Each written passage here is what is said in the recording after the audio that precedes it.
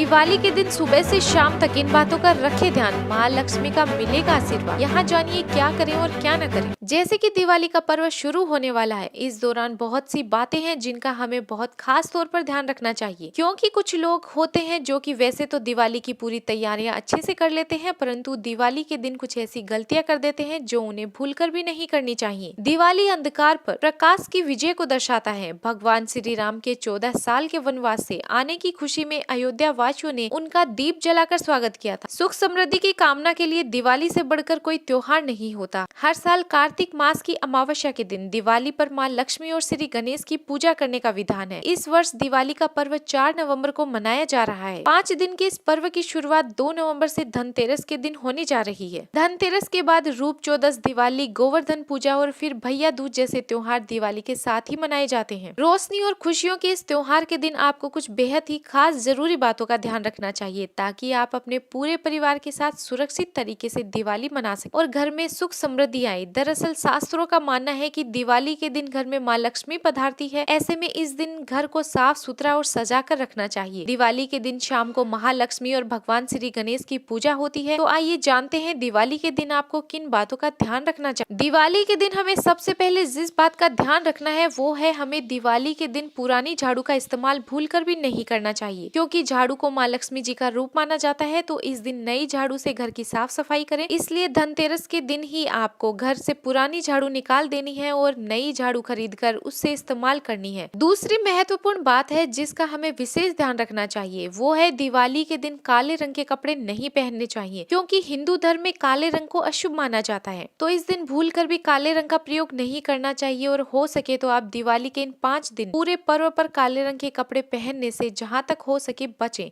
वह ज्यादा से ज्यादा लाल रंग का प्रयोग करें। और तीसरी ध्यान में रखने वाली विशेष बात वो है कि इस दिन झगड़ा ना करें, क्योंकि माँ लक्ष्मी शांति प्रिय है। इसलिए परिवार के सदस्यों के बीच झगड़ा नहीं होना चाहिए।